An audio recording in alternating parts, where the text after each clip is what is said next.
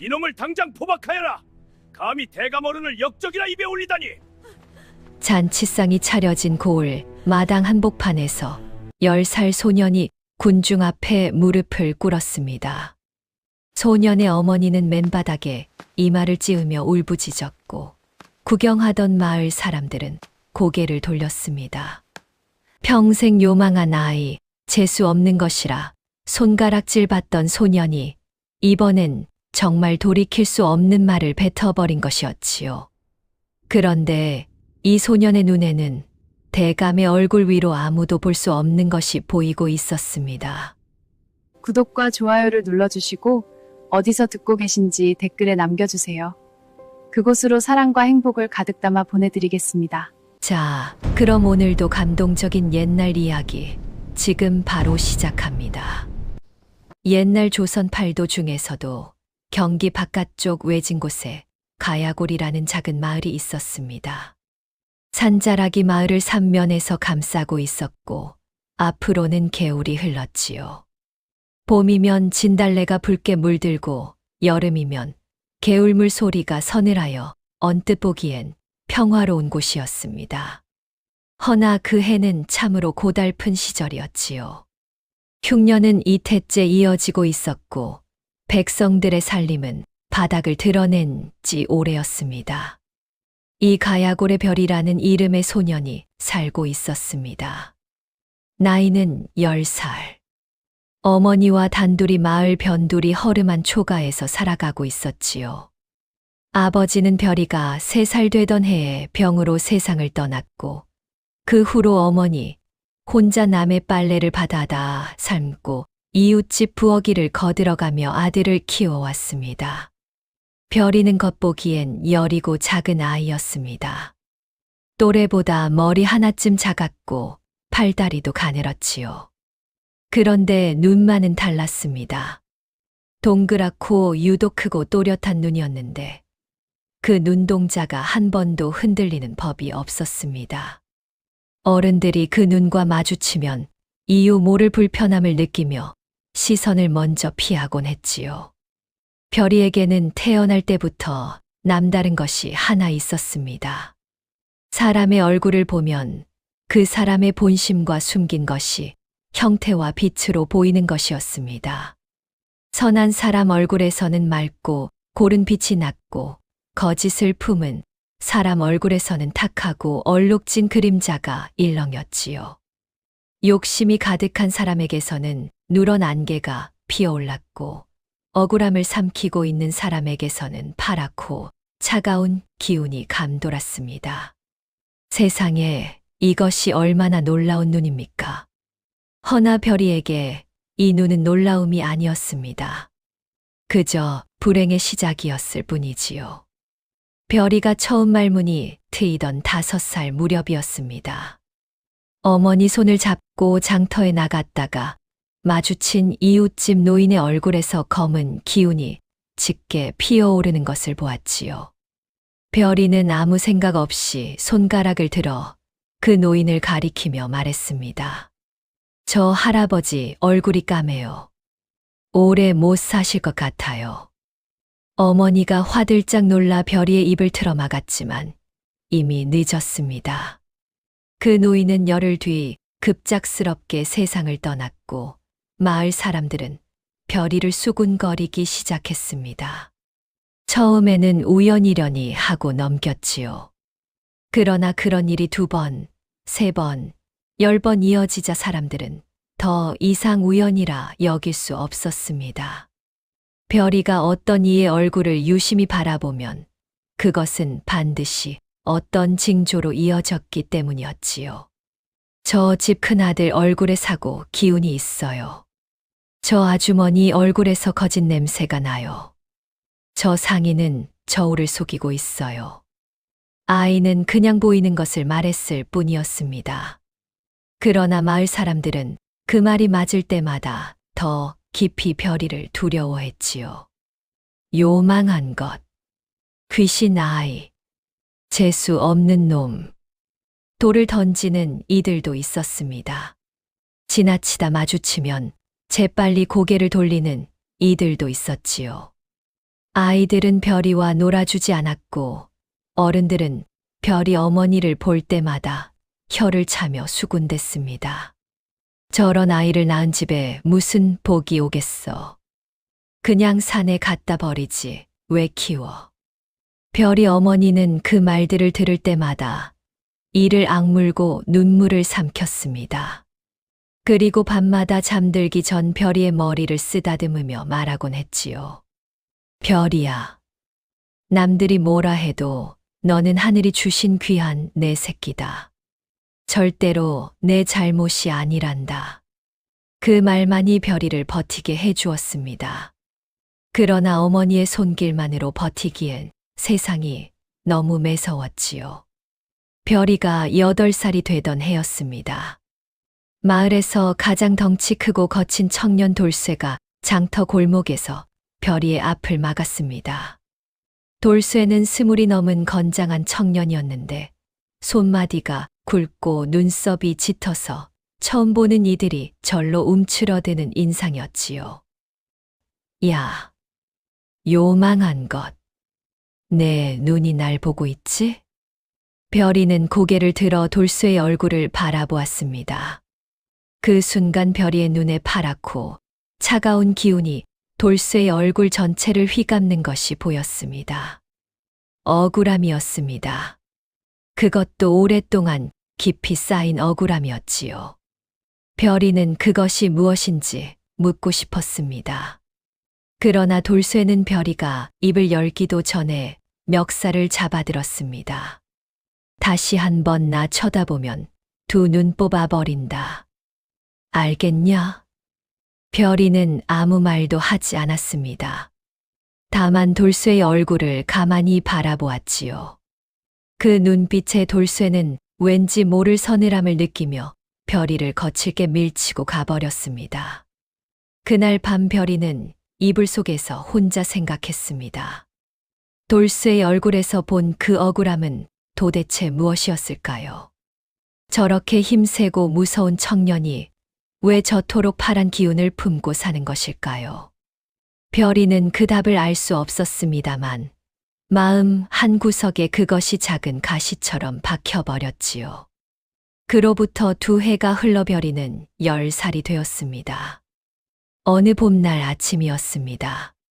별이는 어머니가 일 나간 사이 혼자 개울가에 나와 앉아 있었지요. 발을 담그고 물의 흐름을 바라보는 것이 별이의 유일한 낙이었습니다. 아무도 없는 개울가에서만큼은 누구의 얼굴도 보지 않아도 되었으니까요. 그때였습니다. 거기 앉은 것이 별이냐?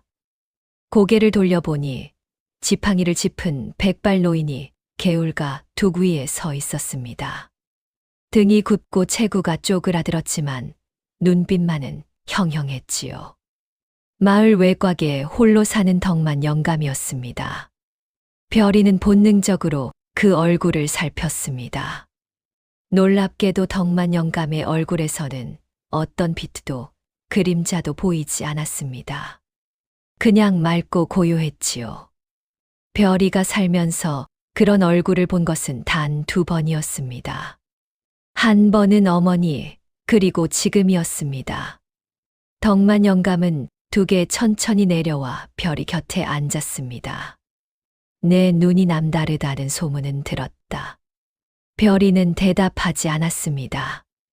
그런 말은 언제나 욕의 시작이었으니까요. 그러나 덕만 영감의 다음 말은 달랐습니다. 무섭지 않으냐? 사람마다 다르게 보이는 것들이. 별이는 그 말에 처음으로 눈을 크게 떴습니다. 지금껏 아무도 그런 질문을 한 적이 없었기 때문이었지요. 두렵다거나 신기하다거나 사라지라거나 하는 말은 많이 들었습니다. 허나 무섭지 않냐는 물음은 처음이었습니다. 별이는 잠시 생각하다 조용히 말했습니다. 무섭기보단 외로워요. 덕만 영감은 고개를 끄덕였습니다. 그리고 한참 개울물을 바라보다가 천천히 말했지요. 별이야. 내 평생 사람을 많이 봐왔느니라. 눈이 맑은 아이가 눈이 어두운 어른들 틈에서 살면 그 아이가 이상한 것처럼 보이는 법이지. 그런데 그것은 아이가 잘못된 것이 아니란다. 별이는 고개를 들어 영감을 바라보았습니다. 하늘이 이유 없이 사람에게 짐을 지우는 법은 없느니라. 내 눈이 지금은 짐처럼 느껴지겠지만 그 눈이 진짜로 쓰여야 할 때가 반드시 온다. 별이는 그 말의 뜻을 그 자리에서는 이해하지 못했습니다. 그저 처음으로 자신의 눈을 나쁘게 여기지 않는 어른을 만났다는 것이 묘하게 가슴을 울렸지요. 과연 덕만 영감의 말대로 별이의 눈이 진짜로 쓰여야 할 때가 오게 될까요? 그날 이후로 별이는 가끔 덕만 영감의 집을 찾아갔습니다. 말수가 적은 영감은 별이에게 이래라 저래라 하는 법이 없었습니다. 그냥 나란히 앉아 차를 마시거나 마당에 화초를 돌보거나 했지요. 허나 그 침묵 속에서 별이는 처음으로 편안함을 느꼈습니다. 어느 날 별이가 덕만 영감의 낡은 책 더미 앞에 앉아 있다가 물었습니다. 영감님은 예전에 무슨 일을 하셨어요?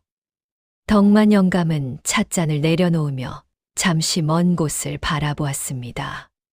한양에서 일을 했느니라. 한양에서요? 그래. 나라의 살림을 들여다보는 자리였지. 그런데 영감은 거기서 말을 끊었습니다. 그리고 어딘가 쓸쓸한 표정으로 찻잔을 다시 들었지요. 나라 살림을 들여다보다 보면 보지 말아야 할 것도 보이는 법이란다. 그게 화가 되어서 이 외진 곳까지 오게 되었지. 별이는 그 말이 무슨 뜻인지 어렴풋이 느꼈지만 더 묻지 않았습니다. 덕만 영감의 얼굴이 그 순간 처음으로 깊고 어두운 그늘로 물드는 것을 보았기 때문이었지요. 별이의 눈에 그 그늘은 슬픔과 분노와 오래된 억울함이 뒤섞인 것으로 보였습니다. 별이는 속으로 생각했습니다. 저 영감님이 한양에서 본 것이 무엇이었길래 저리도 오래 마음에 짐을 지고 계신 걸까요? 그 답은 별이가 생각한 것보다 훨씬 빨리 밝혀지게 됩니다. 그것은 마을에 한 통의 방이 붙으면서 시작되었습니다. 봄이 한창인 어느 날 아침, 가야골 어귀 게시판에 관아의 방이 붙었습니다. 별이는 지나가다 그 앞에 잠깐 멈추었지요. 글을 읽을 줄 알았기 때문이었습니다. 마을 아이들 중에 별이처럼 글을 아는 아이는 없었습니다. 덕만 영감이 틈틈이 글을 가르쳐준 덕이었지요. 방에는 이렇게 적혀 있었습니다. 조선국 종이품 형조참판 류성만 대감께서 오는 보름날 가야고를 경유하시니 고을 백성들은 깨끗이 길을 닦고 잔치를 준비하여 영접할 것이며 이에 따르지 않는 자는 엄히 다스릴 것이다. 별이는 그 방을 읽으며 가슴 한켠이 묘하게 서늘해지는 것을 느꼈습니다. 왜인지 알 수 없었습니다. 이름을 본 것만으로도 얼굴도 보기 전에도 무언가 불길한 예감이 발끝부터 차오르는 것 같았지요. 마을은 곧 발칵 뒤집혔습니다. 류성만. 조선 조정에서 임금 다음 가는 실권을 쥔 형조참판. 한 번 노하면 고을 하나쯤은 없애버릴 수 있다는 소문이 자자한 그 인물이 온다는 것이었습니다. 마을 이장은 새벽부터 장정들을 불러 모아 길을 닦았고 안악들은 밤을 새워 음식을 장만했습니다. 흉년에 겨우 보리죽으로 연명하던 집에서도 쌀과 닭을 내놓아야 했지요. 별이 어머니도 차출되어 사흘째 남의 부엌에서 쉬지 않고 일해야 했습니다. 집에 돌아오면 손이 퉁퉁 부어 있었고 눈 아래 다크서클이 짙어져 있었지요. 별이는 그런 어머니의 얼굴을 보며 이를 꽉 깨물었습니다. 대체 어떤 사람이길래 이 가난한 마을 사람들을 이렇게 혹독하게 부리는 것인지. 류성만. 그 이름이 별이의 머릿속에 무겁게 박혔습니다. 그 즈음 마을 외곽의 덕만 영감도 그 방을 읽었습니다. 영감은 유성만이라는 이름 석자를 보는 순간 손이 멈추었지요. 오랫동안 잊으려 했던 이름이었습니다. 영감은 그날 밤 조용히 심부름꾼 한 명을 불렀습니다. 그리고 봉투 하나를 건네며 말했지요. 이것을 한양사헌부 앞 주막에 있는 최 주사에게 전하거라. 아무도 모르게.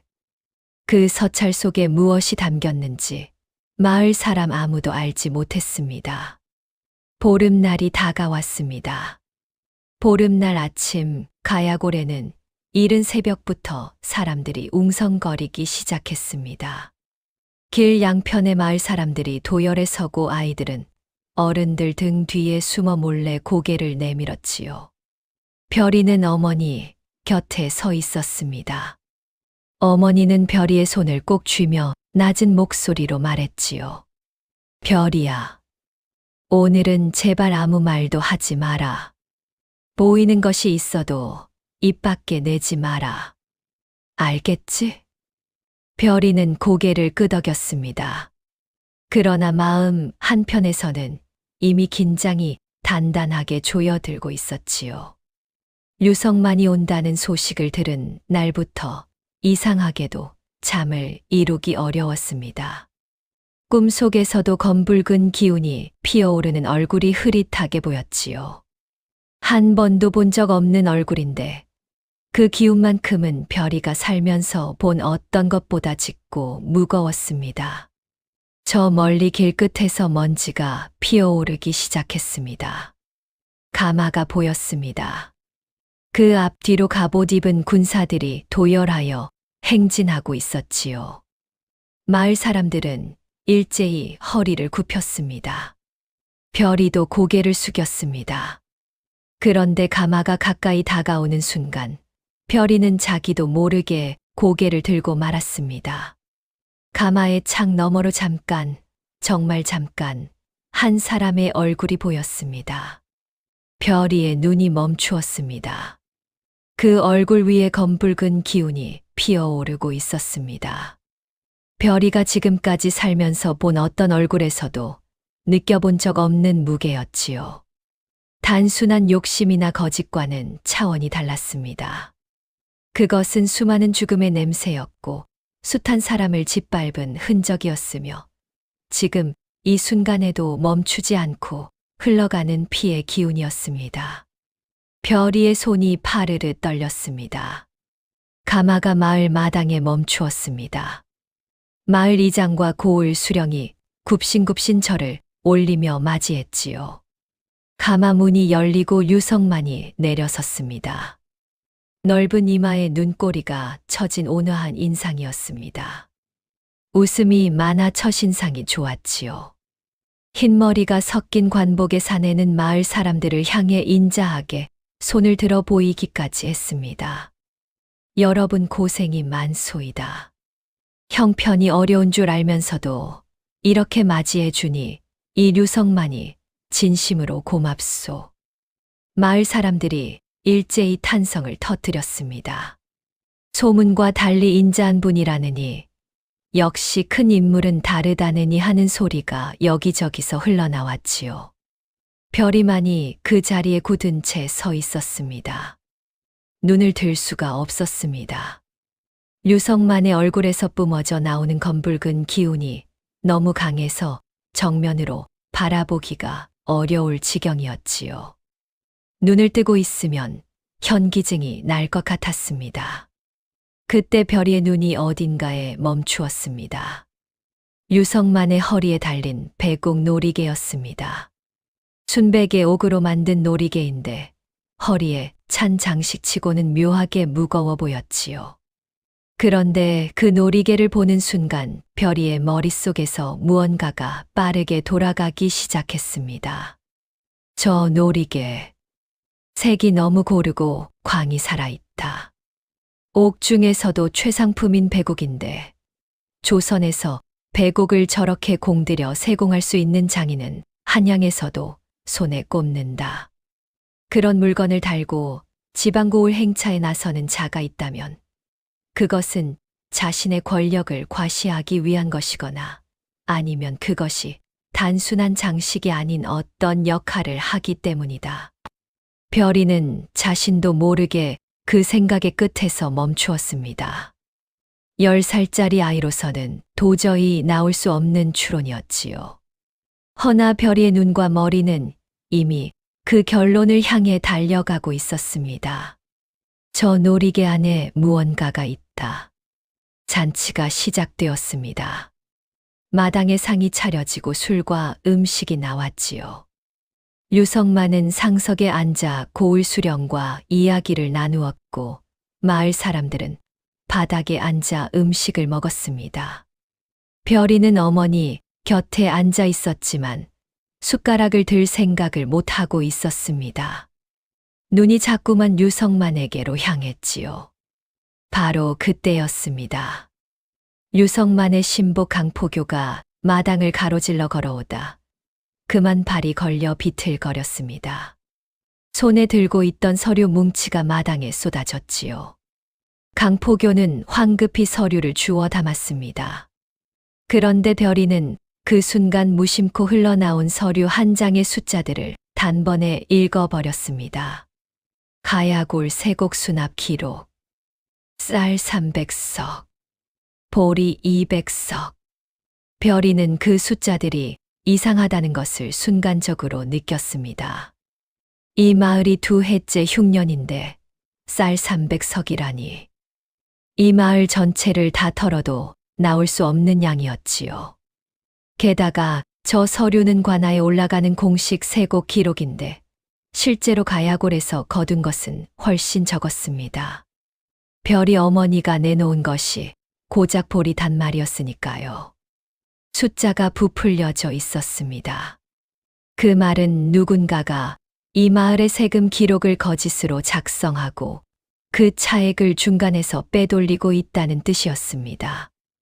그리고 그 일이 류성만의 행차와 함께 진행되고 있다는 것도 별이의 머릿속에서 조각들이 맞추어지기 시작했습니다. 류성만의 얼굴에 드리운 검붉은 기운, 허리에 배곡 놀이개, 부풀려진 세곡 기록. 이것들이 하나하나 연결되며 하나의 커다란 그림을 이루고 있었지요. 별이는 손을 꽉 쥐었습니다. 이건 단순한 탐욕이 아니다. 저자는 지금 이 나라를 흔들 무언가를 꾸미고 있다. 잔치가 한창 무르익었을 무렵이었습니다. 류성만이 마을 사람들을 돌아보며 다시 한번 너그러운 웃음을 지었습니다. 이 고을 백성들이 이리 애를 써주니 기쁘구려.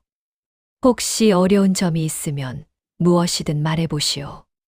마을 사람들이 감격해 서로 얼굴을 바라보았습니다.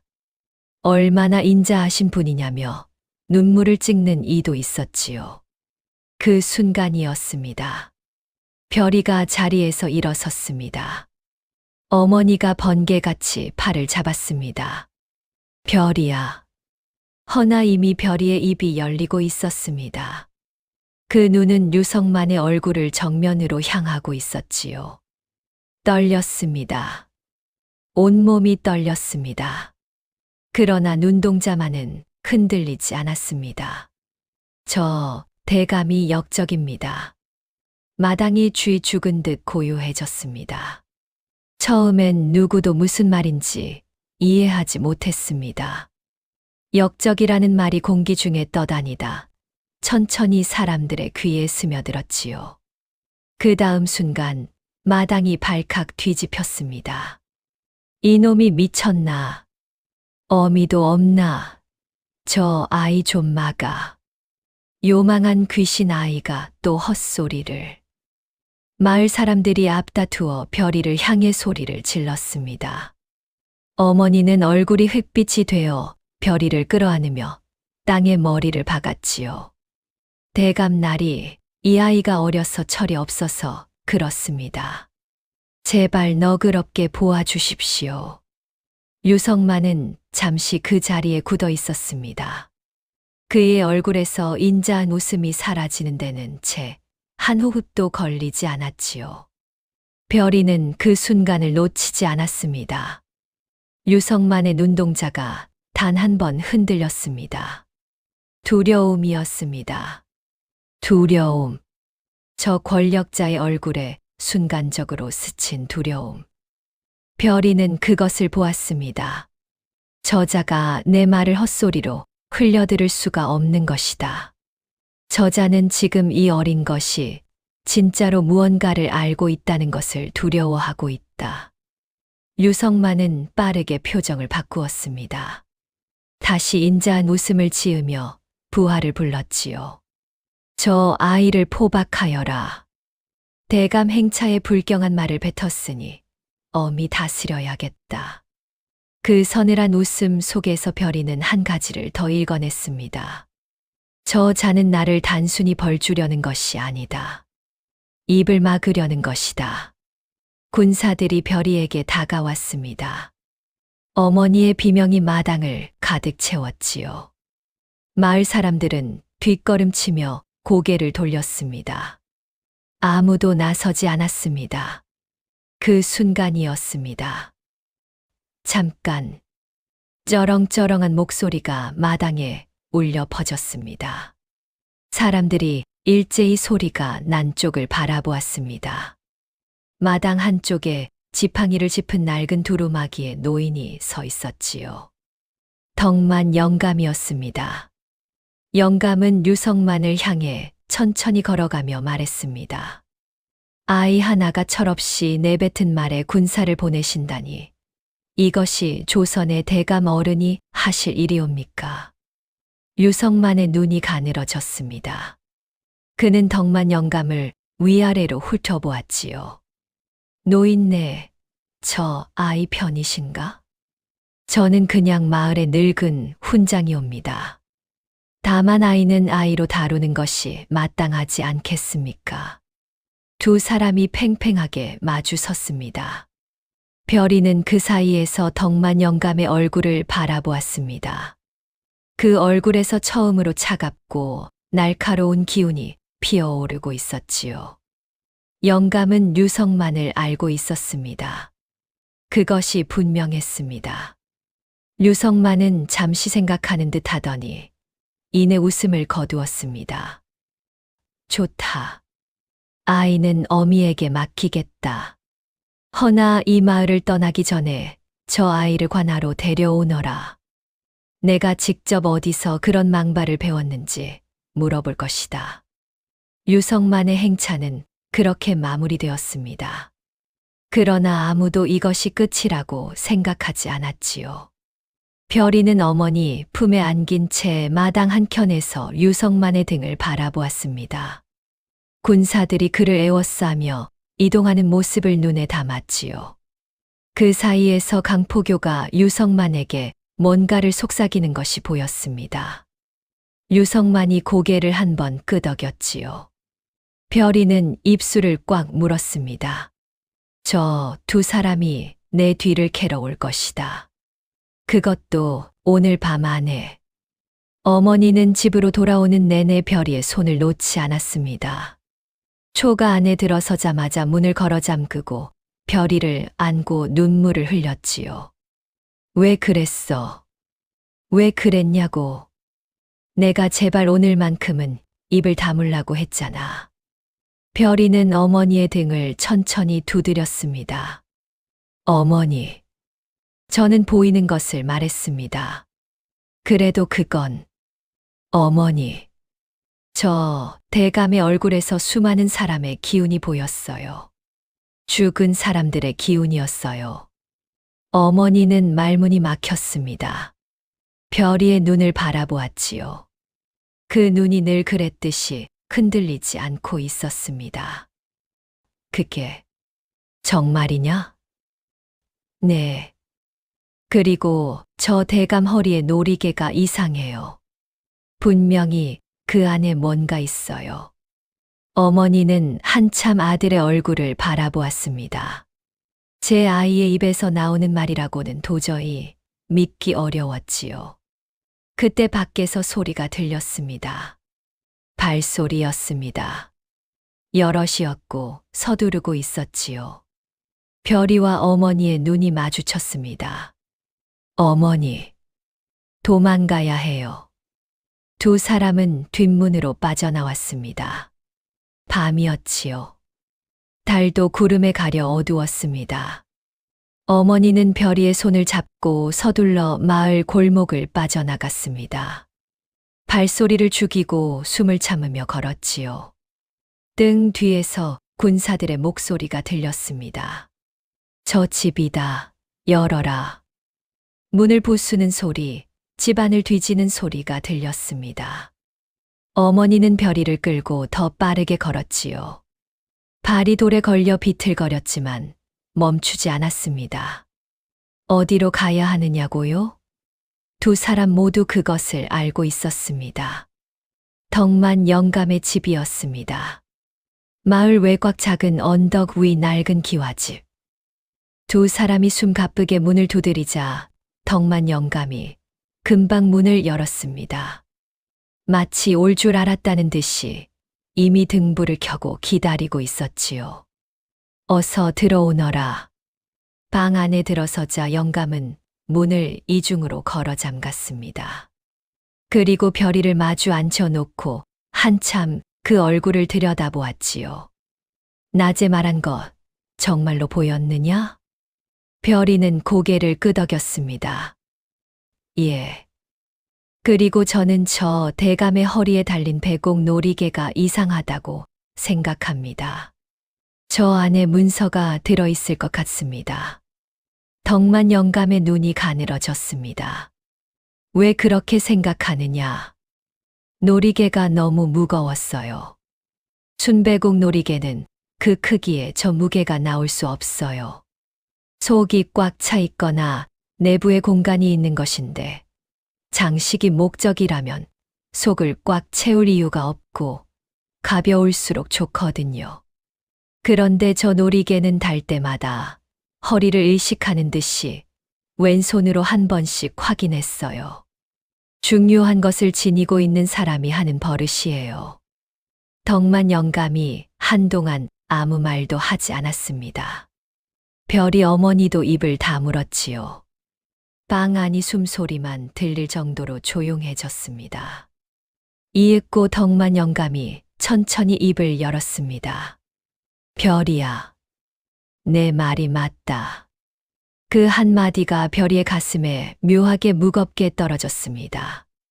류성만, 내가 한양에 있을 때 그 자와 같은 자리에서 일했느니라. 나는 나라 살림을 들여다보는 자리였고 그 자는 형조를 쥐고 있었지. 그런데 어느 날 나는 이상한 것을 발견했다.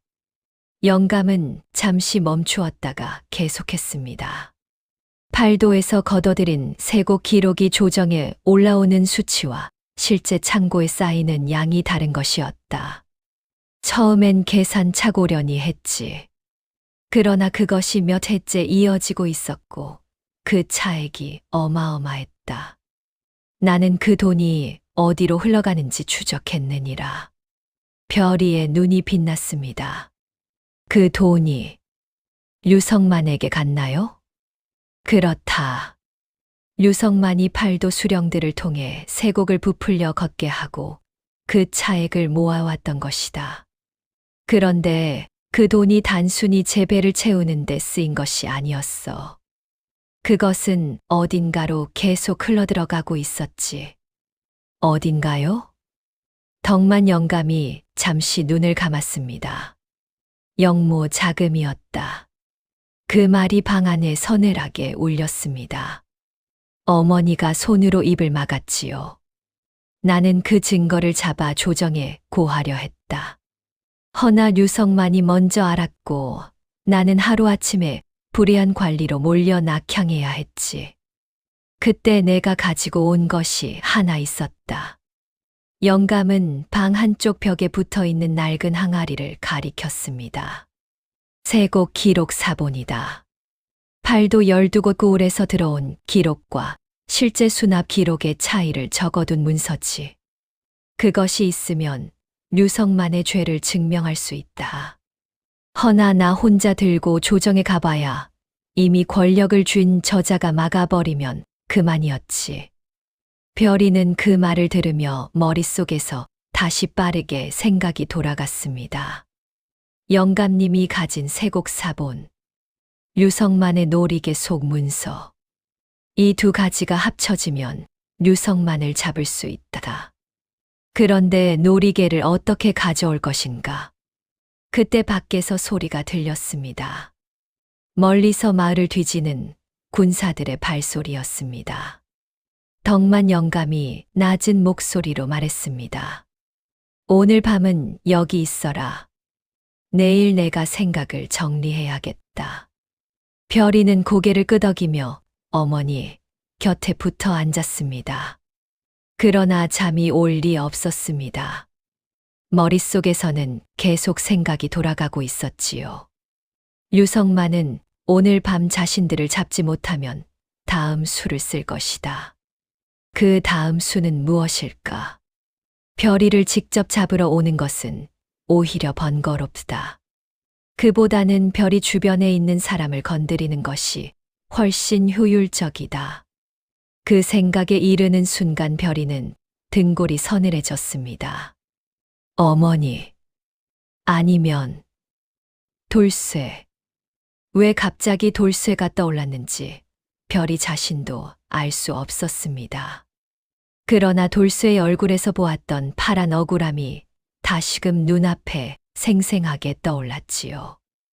마을에서 가장 크고 거칠어 보이는 청년. 아무도 그를 함부로 건드리지 않는 청년. 그런 사람에게 누명을 씌우는 것은 가장 확실한 협박 수단이 될 수 있었습니다. 그러나 설마 하고 별이는 생각했습니다. 고을 백성 하나에게 역적 누명을 씌우는 것이 류성만처럼 큰 권력자에게 무슨 이득이 있겠습니까? 허나 다음 날 아침 별이의 불안이 현실이 되고 말았습니다. 마을에서 사람이 달려왔습니다. 숨을 헐떡이며 덕만 영감의 문을 두드렸지요. 큰일 났습니다. 돌쇠가 잡혔어요. 역적 누명을 쓰고 포청에 끌려갔다고요.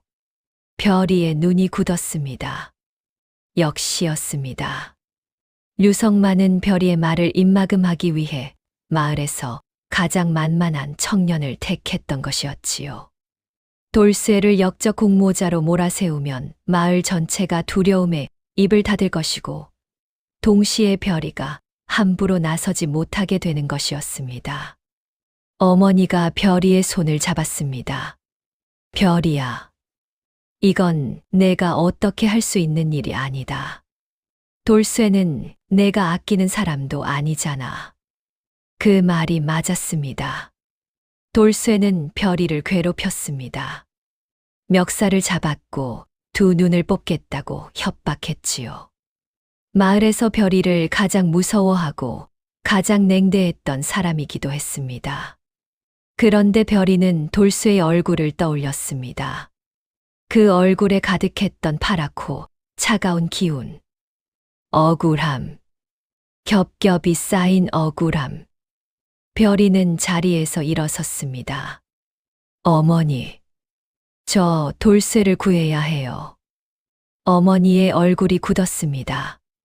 별이야, 저 아이가 너한테 어떻게 했는지 알잖아. 알아요. 그런데도, 어머니, 저는 돌쇠 얼굴에서 억울함을 보았어요. 그리고 지금 저 억울함은 제가 말을 하는 바람에 생긴 거예요. 방 안이 잠시 조용해졌습니다. 덕만 영감이 조용히 별이를 바라보았지요. 영감의 얼굴에 처음으로 무언가가 따뜻하게 번지는 것이 보였습니다. 별이가 천천히 말했습니다. 그리고 하나 더요. 류성만을 잡으려면 저 노리개 속 문서가 필요해요. 그 문서는 포청 안에 있을 가능성이 높아요. 류성만이 영모 증거를 몸에 지니고 다니는 건 관아 안에 있어야 꺼내 보기 편하기 때문이에요. 지금 돌쇠를 구하러 가는 것이 그 문서에 가장 가까이 갈 수 있는 방법이기도 해요. 덕만 영감이 긴 숨을 내쉬었습니다. 10살짜리 아이가 이런 생각을 하다니. 영감은 천천히 자리에서 일어섰습니다. 좋다. 같이 가자. 셋이 함께 집을 나섰습니다. 별이, 어머니, 덕만 영감이었지요. 별이 어머니는 포청으로 가는 길에 발걸음이 내내 무거웠습니다. 아들이 이미 류성만의 눈에 든 마당에 또 나서는 것이 걱정스럽기 짝이 없었지요. 그러나 별이의 얼굴을 바라보면 뭔가 막을 수가 없었습니다. 저 눈은 흔들리지 않았습니다. 두려움 속에서도 흔들리지 않는 눈이었습니다. 포청 앞에 도착하자 사람들이 삼삼오오 모여 웅성거리고 있었습니다. 돌쇠가 역적이라니 말이 되나. 근데 어쩌겠어. 대감 어른이 그렇다고 하는데 저 집 어머니가 얼마나 우시는지 몰라. 별이는 군중 속에서 포청 건물을 살폈습니다. 경비 군사가 2명, 창문은 3개, 정문은 굳게 닫혀 있었지요. 그런데 건물 오른쪽 옆으로 작은 쪽문이 하나 보였습니다. 경비가 서지 않은 쪽문이었지요. 안쪽 서류 창고로 이어지는 통로인 것이 보였습니다. 별이는 덕만 영감의 소매자락을 살짝 잡아당겼습니다. 영감님, 저 쪽문이요. 영감은 눈을 가늘게 뜨고 보았습니다. 경비가 없구나. 예.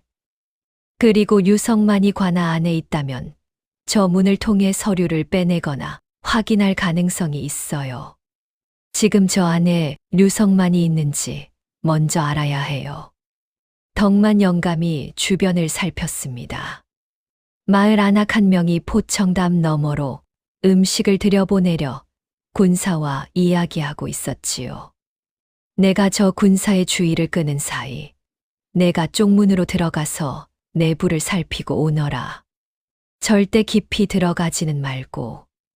별이는 고개를 끄덕였습니다. 어머니가 별이의 팔을 잡았지요. 별이야. 어머니. 금방 올게요. 덕만 영감이 지팡이를 짚고 앞으로 나서며 큰 소리로 군사들에게 말을 걸었습니다. 그 틈에 별이는 조용히 담을 따라 돌아 쪽문에 손을 얹었습니다. 잠겨 있지 않았지요. 문이 열렸습니다.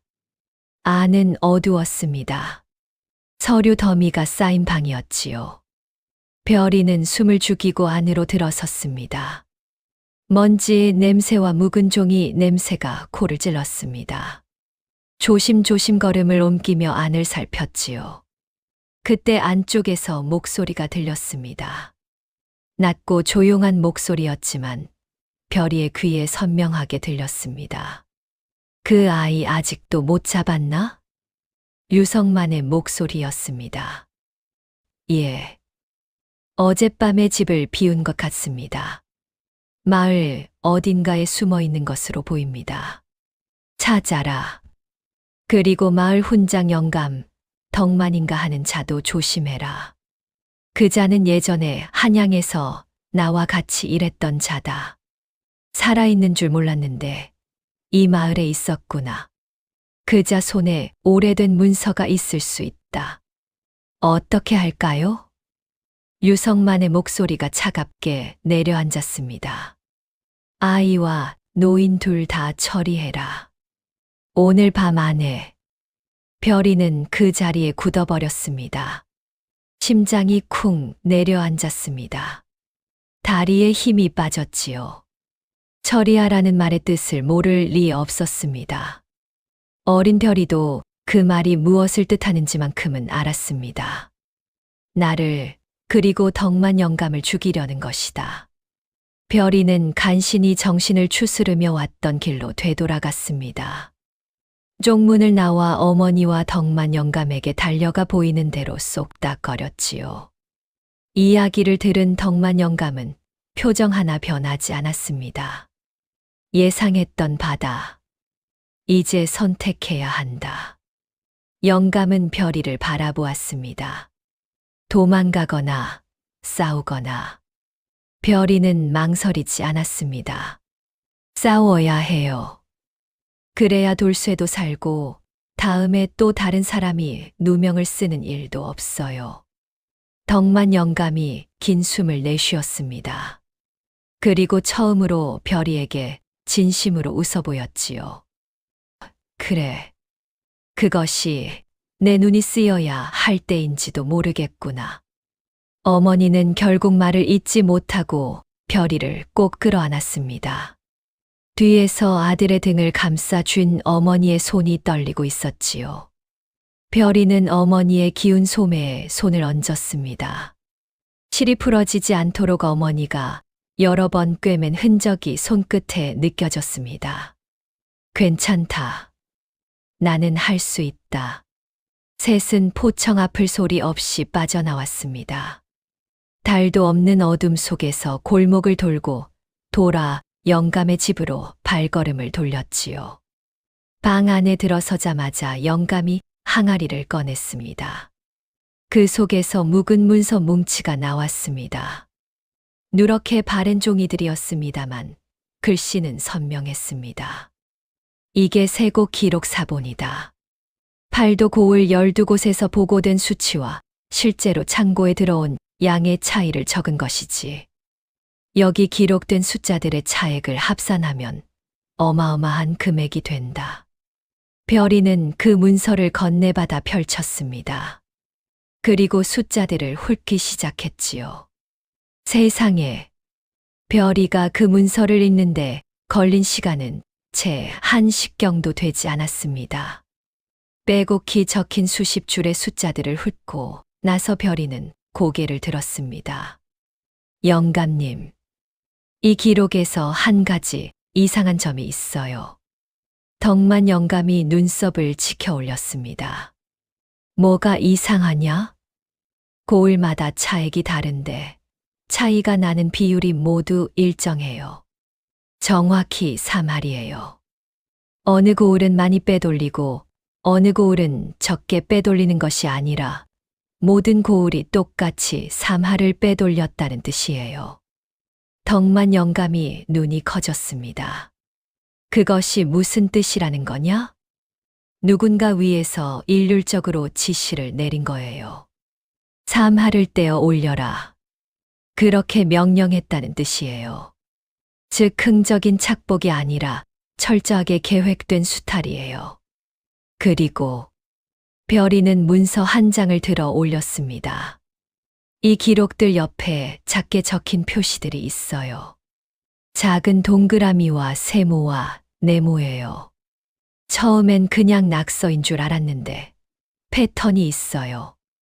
동그라미가 3번 연속으로 나오는 고을은 전부 한강 이부 고을이고 세모가 표시된 고을은 전부 서해에 접한 고을이에요. 덕만 영감이 문서를 받아 직접 확인했습니다. 이게 사실이라면 운반 경로예요. 수탈한 곡식과 돈을 어느 경로로 운반했는지 표시한 거예요. 한강 이북이면 대로, 서해 고을이면 해로로 나른 거겠죠. 그리고 그 돈이 모이는 곳이 한 군데일 거예요. 영감은 잠시 넋을 잃고 앉아 있었습니다. 그리고 천천히 고개를 들어 별이를 바라보았지요.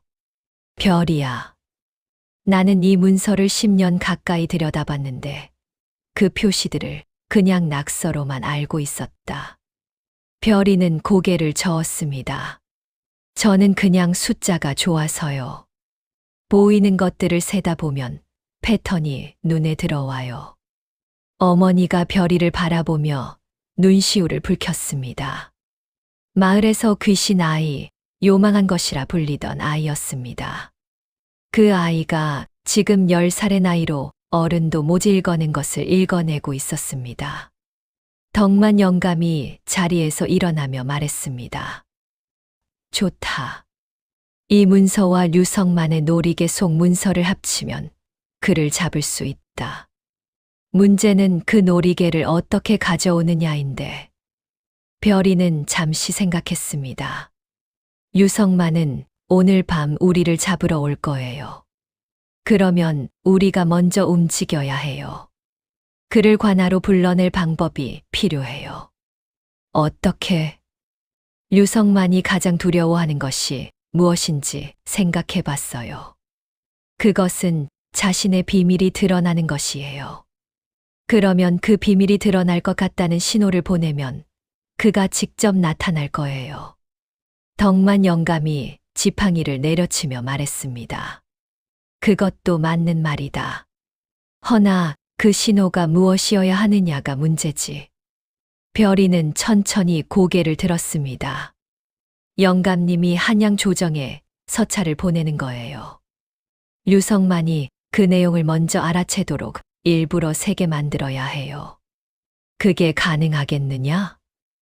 유성만의 신복 강포교가 관하에 있어요. 강포교에게 들어가는 서찰이라면 반드시 유성만이 먼저 보겠지요. 그 서찰에 이렇게 쓰면 돼요. 가야골 덕만이 세곡 착복 증거를 들고 조정에 상소할 것이라고요. 덕만 영감이 눈을 가늘게 뜨며 중얼거렸습니다. 그러면 유성만이 직접 달려오겠지. 우리를 막으러. 예. 그리고 그 자리에서 저는 유성만의 얼굴을 정면으로 읽을 거예요. 그리고 영감님의 문서를 공개해요. 노리개 속 문서는 그 다음 단계예요. 유성만이 직접 나타나면 그 노리개도 눈앞에 있을 테니까요. 방 안이 잠시 조용해졌습니다. 덕만 영감이 별이를 오래도록 바라보았습니다. 별이야. 이게 잘못되면 우리 셋 모두 위험하다는 것을 알고 있느냐? 별이는 고개를 끄덕였습니다. 알아요. 그런데도 하겠느냐? 별이는 잠시 어머니를 바라보았습니다. 어머니의 눈에 눈물이 맺혀 있었지요. 그러나 어머니는 말리지 않았습니다. 그 대신 별이의 기운 소매를 살그머니 잡아당겨 매만져 주었습니다. 별이는 고개를 들었습니다. 예. 그날 밤 덕만 영감은 서찰 한 통을 썼습니다. 강포교에게로 보내는 것처럼 위장한 서찰이었지요. 내용은 단순했습니다. 덕만이 세곡 착복 증거를 들고 이틀 후 아침 조정에 상소한다는 것이었지요. 그 서찰을 마을 심부름꾼 편에 보내면서 영감은 아이들이 모두 아는 사실을 이용했습니다. 이 마을에서 가장 입이 가벼운 심부름꾼은 강포교와 친한 사이라는 것이었지요. 서찰이 강포교에게 도착하기 전에 그 내용이 온 마을에 퍼질 것이 뻔했습니다. 그리고 유성만은 반드시 그것을 알게 될 것이었습니다. 이튿날 아침이 밝았습니다. 예상대로였습니다. 서찰에는 이틀 후라고 적었지만 유성만이 그것을 기다릴 리 없었지요. 해가 중천에 뜨기도 전에 관아 쪽에서 말발굽 소리가 들려오기 시작했습니다. 그리고 얼마 지나지 않아 덕만 영감의 집 문 앞에 강포교가 군사 넷을 이끌고 나타났습니다. 덕만, 문 열어라. 대감 어른께서 부르신다. 덕만 영감은 지팡이를 짚고 천천히 문을 열었습니다. 그리고 아무렇지도 않은 얼굴로 말했지요. 가지요. 별이와 어머니도 함께 나섰습니다. 강포교는 별이를 보자 눈을 좁혔습니다. 이 아이도 대감 어른이 직접 보겠다고 하셨다. 강포교가 앞을 서서 걸었습니다. 마을 골목을 지나는 동안 이웃들이 하나둘 문을 열고 내다보았습니다. 덕만 영감이 군사들에게 둘러싸여 끌려가는 모습을 본 것이었지요. 한 명이 다른 집 문을 두드리고 또 그 집이 옆집에 알리며 사람들이 슬금슬금 뒤를 따르기 시작했습니다. 별이는 그 뒤를 따르며 강포교의 얼굴을 살폈습니다. 두려움과 긴장이 뒤섞인 기운이었지요. 강포교도 유성만이 두렵다는 뜻이었습니다. 관아 대청이 가까워졌습니다. 유성만이 대청 안에서 기다리고 있었습니다. 그저께 잔치상에서와 달리 인자한 웃음기는 사라져 있었지요. 그 자리에 차갑고 날선 표정이 자리 잡고 있었습니다. 별이는 대청에 들어서는 순간 유성만의 얼굴에 눈을 고정했습니다. 기운이 그 어느 때보다 어둡고 무겁게 깔려 있었습니다. 그런데 그 속에서 별이는 오늘 처음으로 다른 것이 보였습니다. 두려움이었습니다. 유성만은 두려워하고 있었습니다. 이 자리가, 이 상황이, 이 조그만 아이가. 별이는 그 두려움을 보는 순간 이상하게도 마음이 가라앉았습니다. 저 사람이 두려워하고 있다면 나는 두려워하지 않아도 된다. 유성만이 덕만 영감을 향해 말했습니다. 오랜만이구려, 덕만. 영감은 대답하지 않았습니다. 유성만의 눈이 가늘어졌지요. 조정에 상소를 하겠다고 들었소. 내가 직접 얘기해 보려고 부른 것이오. 노인네가 오래된 기억으로 헛된 일을 꾸미면 안 되지 않겠소. 헛된 기억이라고 하시오? 덕만 영감이 조용하지만 단호하게 말했습니다. 나는 10년 전 내 눈으로 직접 본 것을 기록해 두었소. 팔도 세고 기록의 차액 내역과 그 자금의 흐름을 말이오. 유성만의 눈꼬리가 실룩였습니다. 그 기록이 어디 있소? 그것은 지금 다른 사람 손에 안전하게 있소. 거짓말이었습니다. 실제 문서는 어머니가 품에 감추고 있었지요. 그러나 유성만은 그것을 확인할 방법이 없었습니다. 별이는 그 순간 유성만의 얼굴을 집중해서 보았습니다. 짙고 어두운 빛이 그 얼굴 위에서 빠르게 변하고 있었지요. 계산하고 있다. 어떻게 이 상황을 뒤집을 것인가를. 유성만이 눈을 들어 처음으로 별이를 직접 바라보았습니다. 그리고 이 아이가 그 유명한 귀신 눈 아이냐. 별이는 고개를 들어 유성만과 눈을 맞추었습니다. 저는 귀신 눈이 아니에요. 그냥 보이는 것이 남보다 조금 더 있을 뿐이에요. 유성만이 피식 웃었습니다. 그래서 나를 역적이라 했느냐? 무엇이 보였길래? 별이는 잠시 그 얼굴을 바라보았습니다. 그리고 천천히 말했습니다. 대감님 얼굴에 수많은 사람의 기운이 있어요. 그냥 기운이 아니에요. 억울하게 죽은 사람들의 기운이에요. 그리고 지금도 그 기운이 늘어나고 있어요. 유성만의 웃음이 사라졌습니다. 별이가 계속했습니다. 그리고 대감님 허리에 노리개 안에 문서가 들어 있어요. 그 문서에는 아마 사람의 이름들이 적혀 있을 거예요. 대감님이 신복으로 삼은 사람들 또는 제거해야 할 사람들의 이름이요. 그 말에 유성만의 얼굴빛이 처음으로 창백해졌습니다. 그는 본능적으로 왼손을 들어 허리에 노리개를 감쌌지요. 그 동작을 별이가 놓치지 않았습니다. 맞았다. 그 안에 있다. 별이의 눈이 빛났습니다. 그러나 그것을 보여주지 않았지요. 그냥 담담하게 류성만을 바라보고 있었습니다. 그 눈이 흔들리지 않자 류성만은 점점 더 불안해지는 것이 역력했습니다. 세상에 이런 일이 있을 수 있습니까? 조선 최고의 권력자가 10살짜리 아이의 눈빛에 흔들리고 있었습니다. 유성만이 강포교에게 낮게 말했습니다. 이 세 사람을 오늘 당장 가두어라. 강포교가 군사들에게 신호를 보냈습니다. 군사들이 앞으로 나섰지요. 그 순간 별이가 큰 소리로 외쳤습니다. 관아 앞에 마을 사람들이 있습니다. 지금 이 안에서 무슨 일이 벌어지는지 다 듣고 있어요. 유성만이 굳었습니다. 별이가 목소리를 높여 말했습니다. 이번엔 관아 밖을 향해서였지요. 류성만 대감이 팔도에 쇠곡을 빼돌려 역모를 꾸미고 있습니다. 그 증거가 여기 있습니다. 어머니가 품속에서 문서를 꺼내 높이 들었습니다. 관아 앞에 모여있던 마을 사람들 사이에서 웅성거림이 터져 나왔습니다.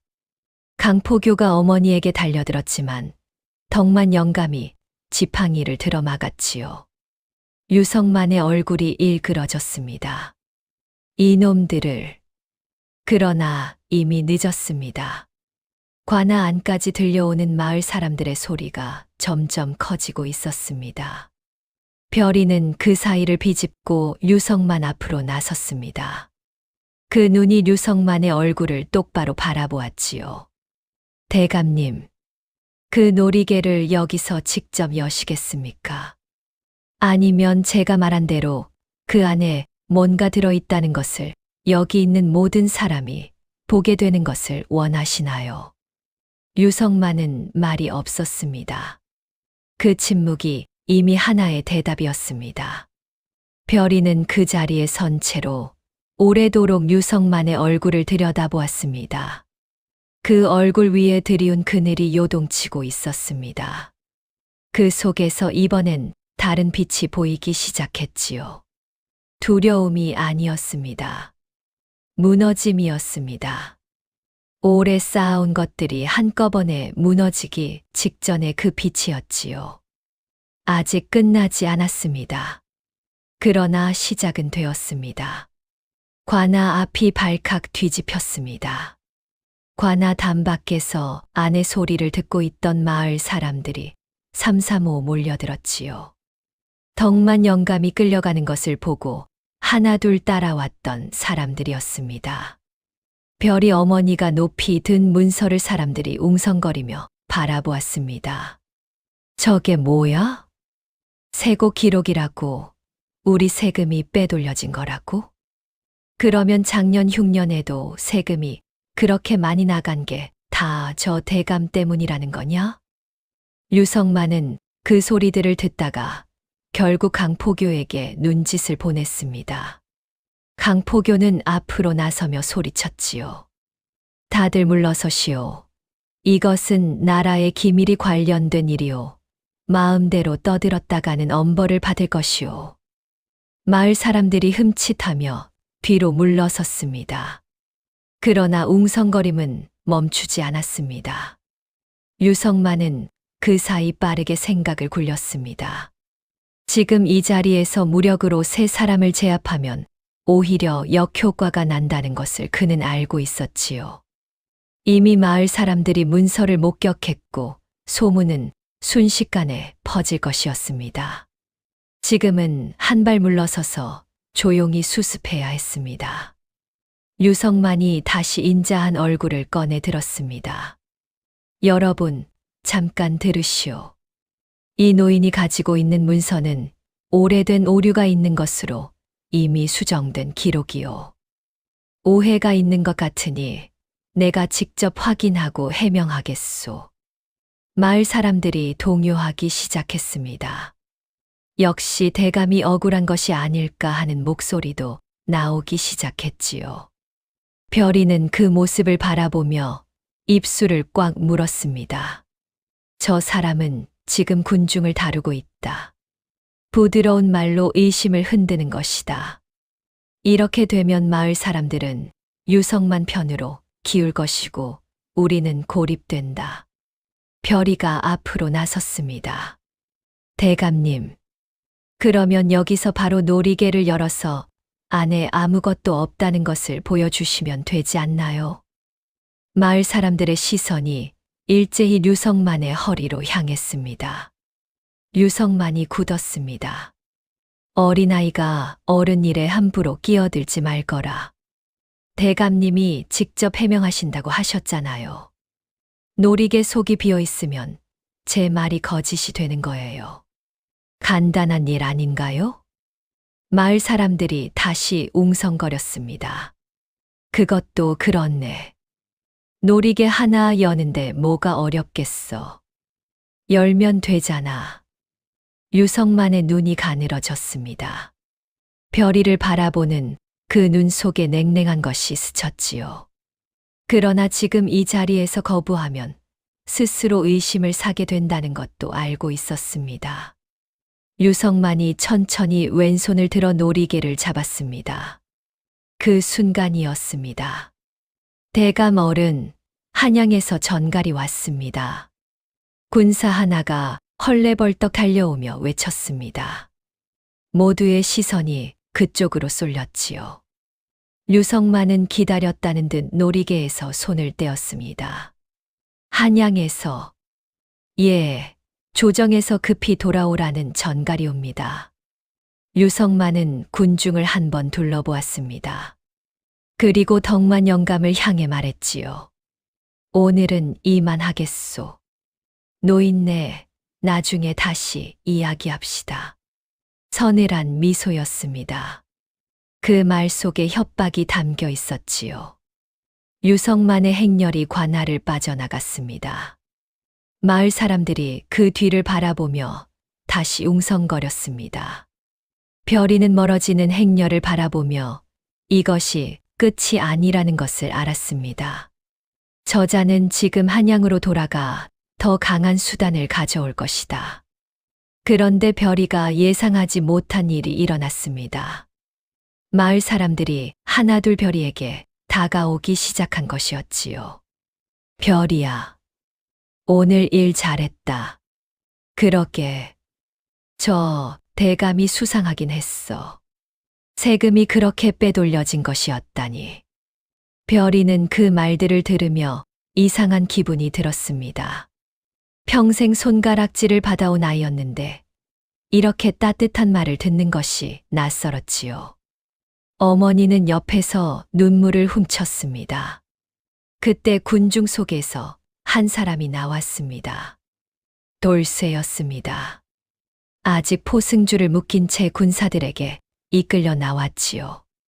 관아 앞에서 마을 사람들이 세곡 문서를 목격한 뒤 고울 수령의 얼굴빛이 달라졌습니다. 유성만이 떠나자마자 수령은 강포교를 찾아가 조용히 말했지요. 지금 상황에 역적 혐의자를 잡아두고 있으면 나중에 화가 우리한테 올 수도 있소. 그 말 한마디에 포승이 풀린 것이었습니다. 돌쇠는 별이를 발견하자 멈추었습니다. 두 사람이 눈이 마주쳤지요. 긴 침묵이 흘렀습니다. 돌쇠의 얼굴에서 파란 억울한 기운이 조금씩 줄어들고 있었습니다. 그 자리에 새로운 것이 채워지고 있었지요. 뭐라 이름 붙이기 어려운 감정이었습니다.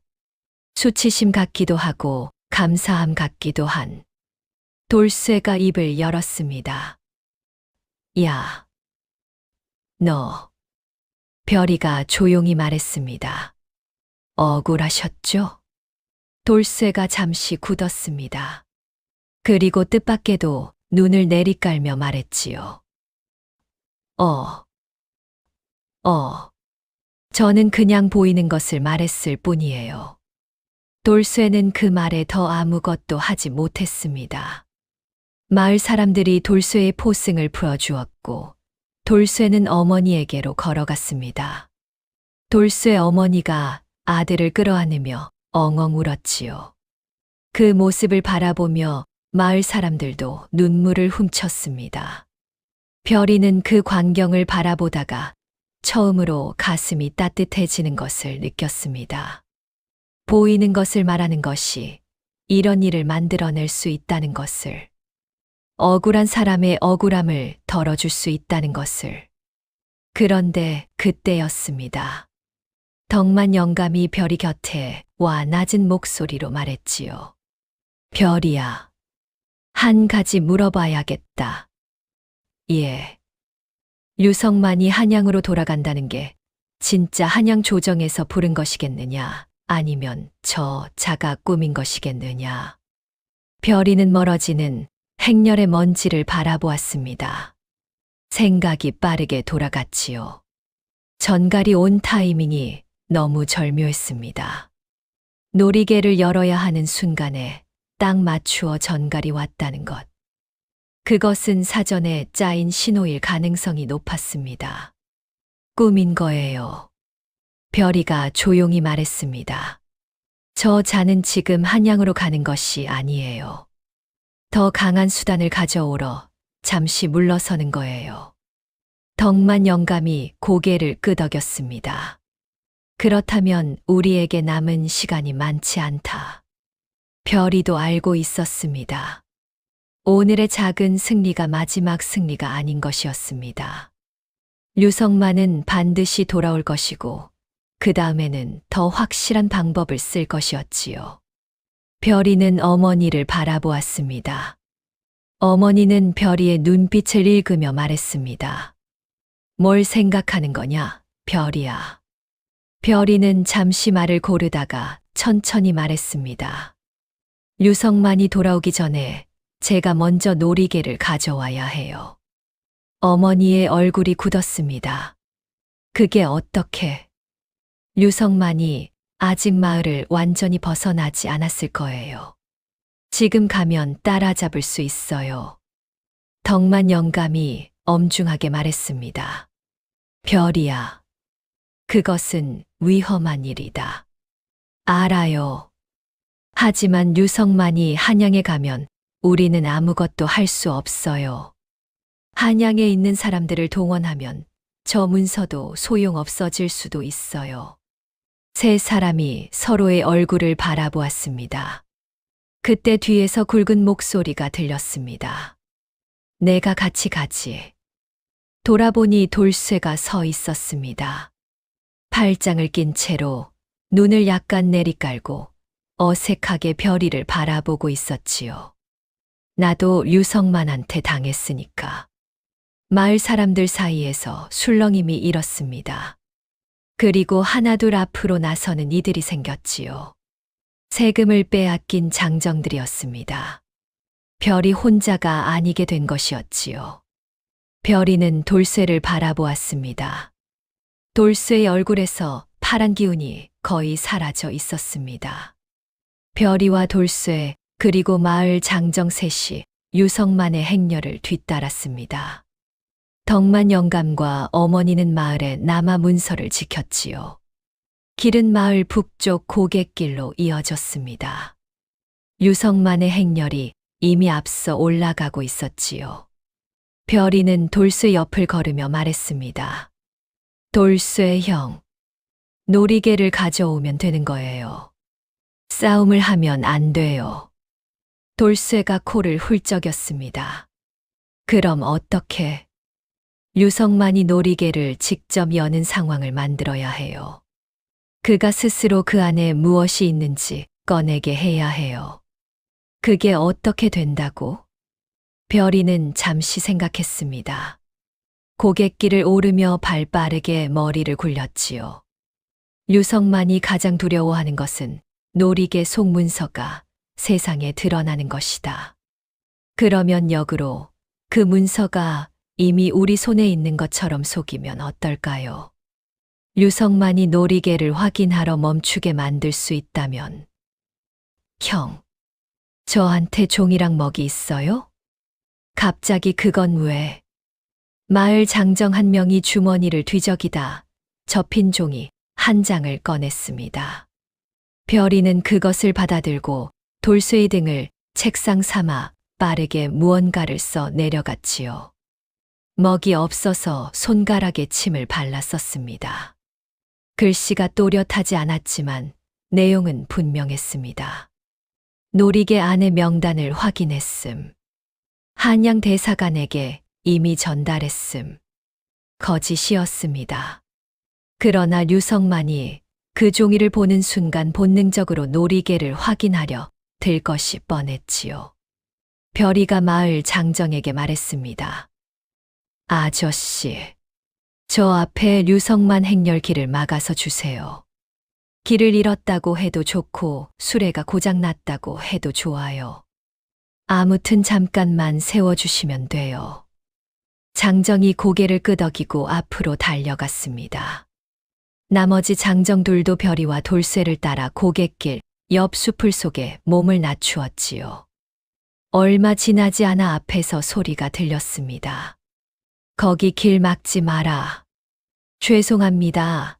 날이 소인 수레바퀴가 빠져서 잠깐만요. 행렬이 멈추었습니다. 별이는 숲을 사이로 상황을 살폈지요. 강포교가 앞으로 나서서 장정에게 소리를 지르고 있었습니다. 유성만은 가마 속에 있었지요. 별이가 돌쇠에게 속삭였습니다. 지금요. 돌쇠가 수풀을 헤치고 나서 가마 옆으로 빠르게 다가갔습니다. 가마 창문 사이로 종이를 집어 던졌지요. 그리고 재빨리 다시 수풀로 들어왔습니다. 가마 안이 잠시 조용해졌습니다.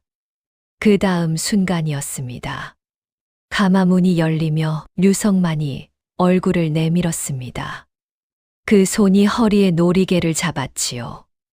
손가락이 빠르게 놀이개 아래 숨겨진 잠금장치를 더듬었습니다. 별이는 그 동작 하나하나를 놓치지 않았습니다. 잠금장치가 있다. 왼쪽 아래. 돌리는 방식이다. 유성만이 놀이개를 여러 안을 확인하더니 이내 안도한 표정으로 닫았습니다. 그리고 손에 든 종이를 구겨버리며 강포교를 불렀지요. 가자. 행렬이 다시 움직였습니다. 별이는 숲을 속에서 그 장면을 다 보았습니다. 잠금장치의 위치와 방식을 눈에 담았지요. 왼쪽 아래 돌리는 방식. 그것이면 됩니다. 돌쇠가 별이를 내려다보며 말했습니다. 이제 어떻게 하냐? 별이의 눈이 행렬을 따라가다 멈추었습니다. 유성만이 한양으로 가기 전에 이 고을 관아에서 하룻밤 묵을 거예요. 대감 행차는 하룻밤을 건너뛰지 않아요. 그러면 오늘 밤 관아에서 놀이개를 가져와야 해요. 돌쇠가 눈을 크게 떴습니다. 야, 그건 진짜 위험한 거잖아. 알아요. 별이는 조용히 답하며 행렬이 사라진 방향을 바라보았습니다. 오늘 낮의 가짜 승리가 오늘 밤의 진짜 싸움을 만들어내고 있었습니다. 그런데 아무도 알지 못하고 있었습니다. 유성만이 가마 속에서 종이를 읽으며 짓던 표정을. 처음에는 경계였다가 이내 차갑게 굳어버린 그 표정을. 그것은 두려움이 아니었습니다. 분노였습니다. 그리고 결심이었지요. 유성만은 오늘 밤 먼저 움직이기로 했습니다. 그날 밤은 구름이 두껍게 깔려 달빛도 없었습니다. 별이와 돌쇠는 관아 담 밖에서 기다렸지요. 별이는 낮에 눈에 담아둔 잠금장치의 위치와 방식을 마음속으로 되새기고 있었습니다. 왼쪽 아래. 돌리는 방식.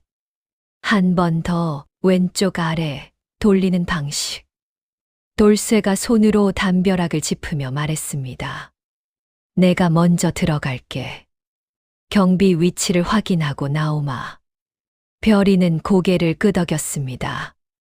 돌쇠는 훌쩍 담을 넘었지요. 별이는 담 밖에서 기다렸습니다. 바람이 불었고 수풀이 흔들렸습니다.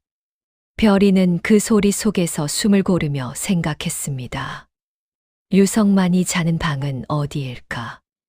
관아에서 가장 높은 손님이 묵는 방은 대청 옆 별채다. 별채는 정문에서 오른쪽이고 경비가 2명이 돌 것이다. 밤이 깊으면 경비의 주의가 느슨해지는 시간이 있다. 교대하는 순간이 바로 그때다. 돌쇠가 다시 담을 넘어 나왔습니다. 경비 2명인데 1명이 뒤쪽에서 졸고 있어. 별채 문은 안에서 잠겨 있는 것 같고, 별이는 잠시 생각했습니다. 유성만은 놀이개를 허리에 차고 자지는 않을 거예요. 탁자 위나 머리맡에 놓겠지요. 창문은 별채 왼쪽에 작은 창 하나 있어. 잠겨 있는지는 모르겠어. 그 창으로 들어가야 해요. 돌쇠가 별이를 내려다봤습니다. 야, 내가 직접 들어갈 거냐? 형이 들어가면 너무 덩치가 커서 들키거든요. 돌쇠가 말문이 막혔습니다. 두 사람은 교대 시간을 기다렸습니다. 밤이 깊어지자 경비들이 교대를 위해 잠깐 자리를 비우는 순간이 왔습니다. 별이가 담을 넘었지요. 발소리를 죽이고 별채 왼쪽 창가에 붙었습니다. 창문을 살며시 밀어보았습니다. 열렸습니다. 별이는 숨을 한 번 들이쉬고 안으로 들어갔습니다. 어두운 방 안에 유성만이 자고 있었습니다. 코 고는 소리가 들렸지요. 별이는 발소리를 죽이며 탁자 쪽으로 다가갔습니다. 달빛 하나 없는 어둠 속에서 눈을 크게 뜨고 탁자 위를 더듬었습니다. 아무것도 없었습니다. 별이는 다시 더듬었습니다. 탁자 서랍은 아직 손이 닿지 않았지요. 조심스럽게 서랍에 손을 얹는 순간이었습니다. 거기 누구냐? 유성만이 번쩍 눈을 떴습니다. 별이는 그 자리에 굳었습니다. 심장이 멈추는 것 같았지요. 유성만이 자리에서 일어나며 소리쳤습니다. 침입자다. 경비. 별이는 창문을 향해 몸을 날렸습니다. 창문을 넘는 순간 누군가의 손이 별이의 옷자락을 잡았지요. 별이는 온 힘을 다해 몸을 비틀었습니다. 옷자락이 찢겼지만 빠져나왔지요. 담을 향해 달렸습니다. 뒤에서 경비들의 발소리가 들렸습니다. 돌쇠가 담 위에서 별이를 향해 손을 내밀었지요. 빨리. 별이가 도약하며 돌쇠의 손을 잡았습니다. 돌쇠가 별이를 끌어당겨 담 위로 올렸지요. 두 사람이 담 밖으로 뛰어내리는 순간 경비들이 담 안쪽에 도달했습니다. 두 사람은 어둠 속으로 달렸습니다. 한참을 달린 뒤에야 멈추었습니다. 숨을 헐떡이며 서로를 바라보았지요. 놀이개는 없었습니다. 별이는 무릎에 손을 짚고 숨을 고르며 눈을 감았습니다. 실패했습니다. 돌쇠가 말했습니다. 어떻게 된 거냐? 탁자에 없었어요. 서랍을 열려다 들켰어요.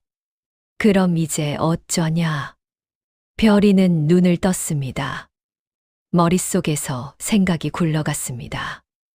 유성만은 이제 경비를 더 강화할 것이다. 그리고 내일 아침 해가 뜨면 우리를 잡으러 올 것이다. 놀이개를 가져오는 것은 이제 어렵다.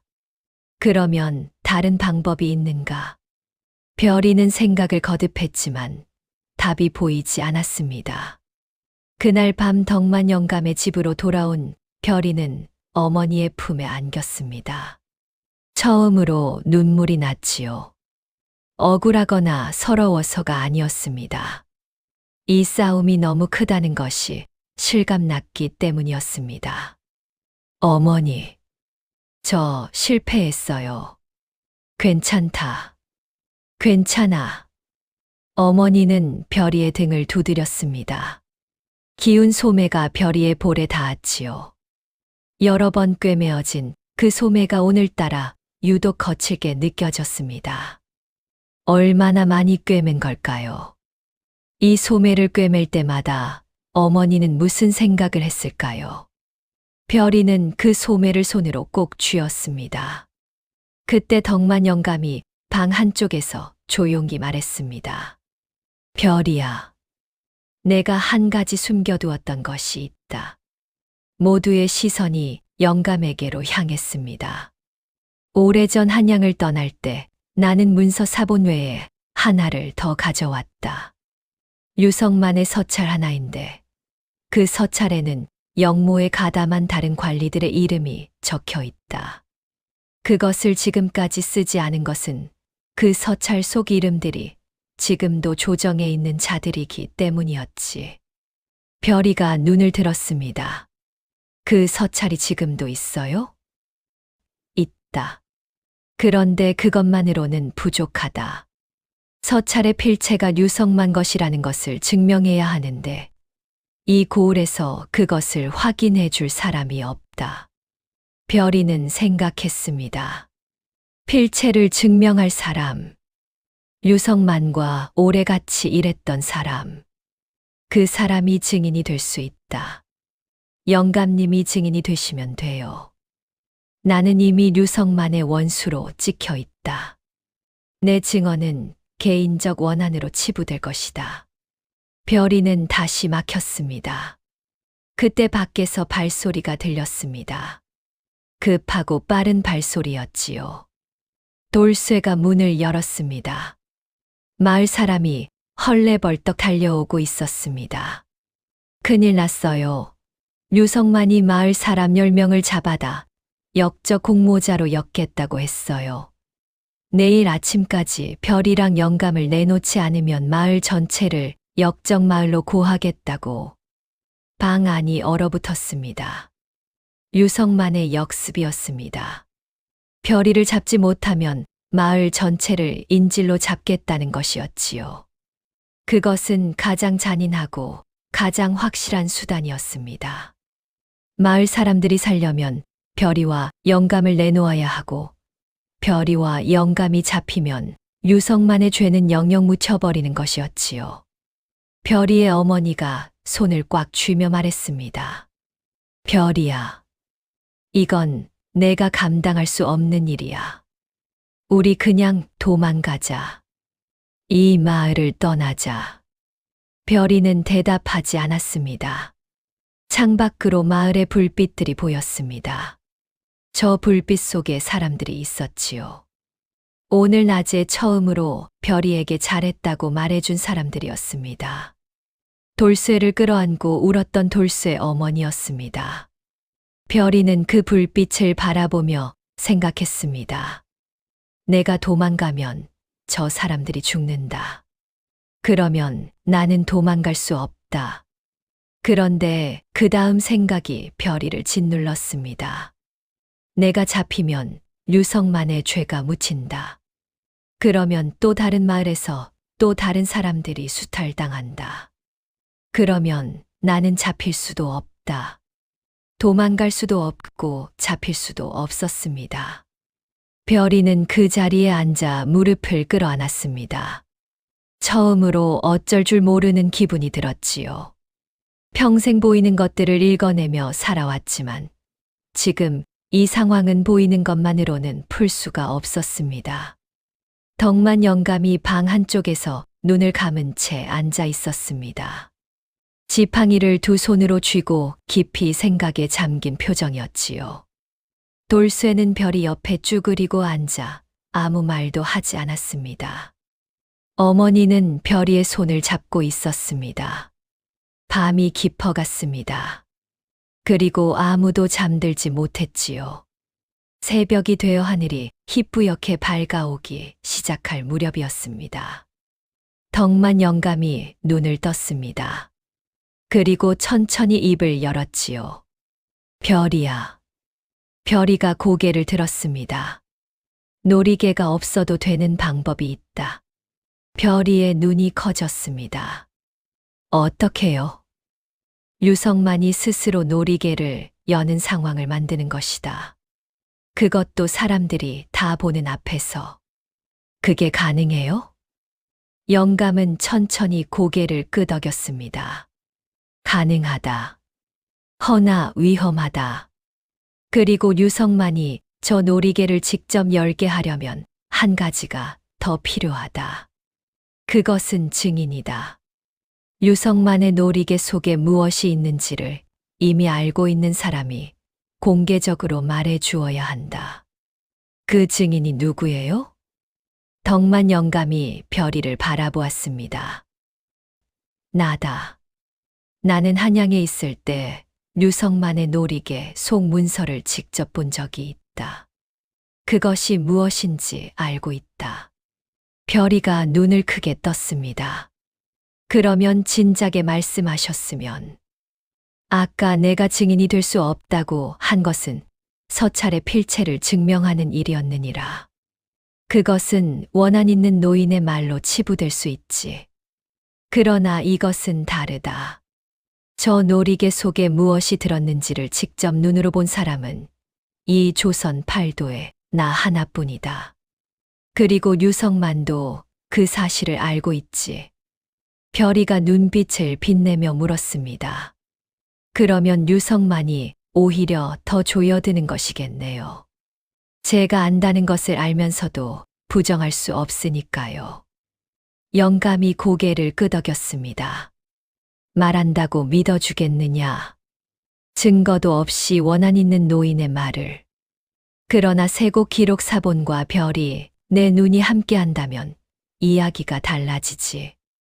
그것은 맞는 말이었습니다. 별이는 잠시 침묵했습니다. 그러면 영감님의 증언과 세곡 기록 사본을 함께 내놓으면요? 그것만으로도 부족하다. 하지만 영감이 별이를 바라보았습니다. 네, 눈이 있다. 별이가 고개를 들었습니다. 이 마을 사람들은 어제 낮에 내 말이 맞다는 것을 보았다. 유성만이 놀이개를 열지 않으려 할 때 내가 뭔가 더 있다는 것을 읽어낸다면 그것이 압박이 된다. 별이는 그 말의 뜻을 이해했습니다. 증거와 증인과 자신의 눈, 이 셋이 합쳐지면 류성만을 몰아붙일 수 있다는 뜻이었지요. 그러나 그것이 성공하려면 한 가지 전제가 필요했습니다. 영감님, 내일 아침 관아에 사람들이 모여야 해요. 마을 사람들 전부가. 그것은 어떻게 하겠느냐? 유성만이 마을 전체를 잡으러 온다고 했잖아요.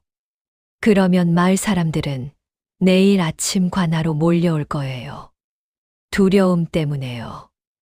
덕만 영감의 눈이 빛났습니다. 유성만이 스스로 군중을 모아주는 셈이구나. 예. 그리고 그 군중 앞에서 영감님이 증언하고 저는 유성만의 얼굴을 읽어요. 유성만이 거짓을 말하는 순간을 모두 앞에서 짚어내는 거예요. 어머니가 조심스럽게 물었습니다.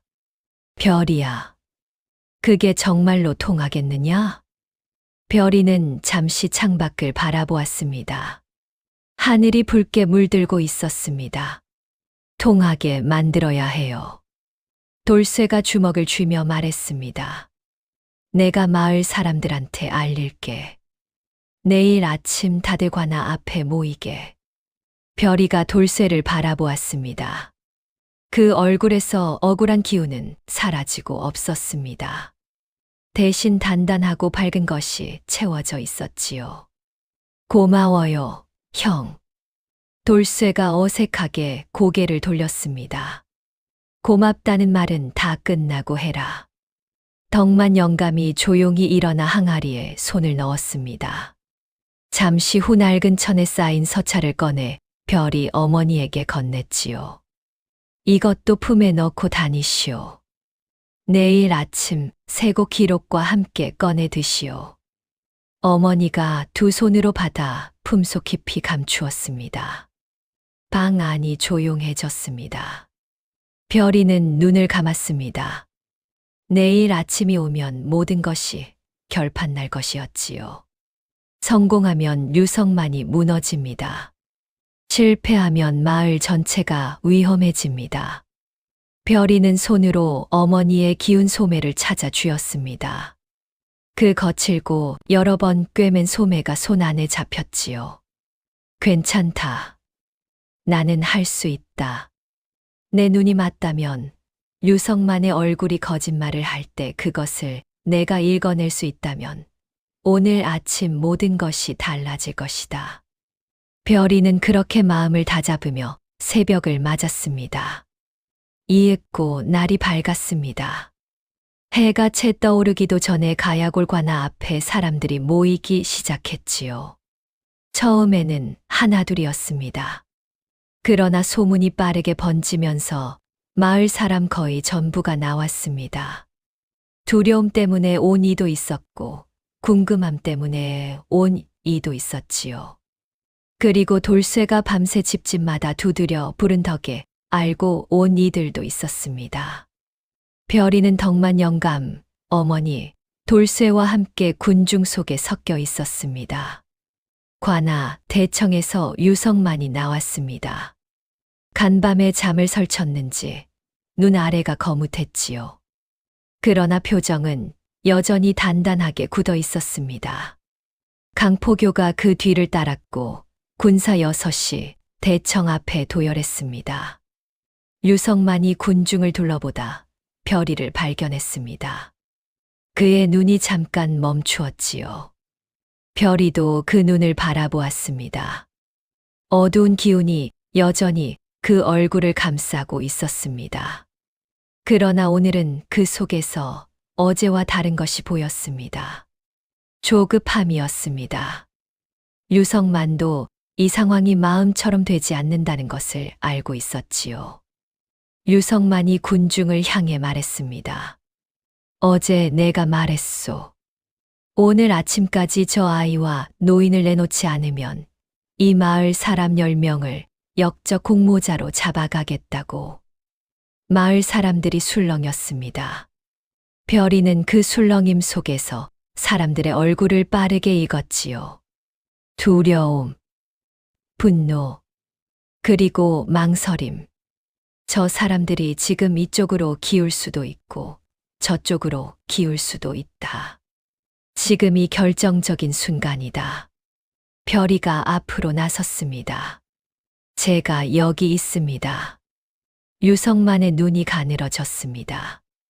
강포교가 앞으로 나서려 하자 유성만이 손을 들어 막았지요. 그 대신 여유로운 웃음을 지으며 말했습니다. 어린 것이 이제야 나왔구나.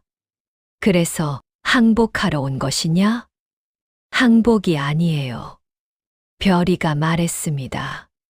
저는 대감님께 물어볼 것이 있어서 왔어요. 마을 사람들이 조용해졌습니다. 유성만의 얼굴에 잠깐 당혹감이 스쳤지요. 10살짜리 아이가 내게 물어볼 것이? 예. 별이가 천천히 유성만을 향해 걸었습니다. 군중이 길을 열어주었지요. 별이는 유성만의 앞 10걸음쯤 되는 거리에 멈추었습니다. 그리고 그 얼굴을 정면으로 바라보았습니다. 대감님, 저는 사람의 얼굴을 보면 보이는 것이 있어요. 오늘 대감님 얼굴에는 어제보다 더 짙은 것이 보여요. 유성만이 코웃음을 쳤습니다. 그래서 대감님은 지금 두려우신 거예요.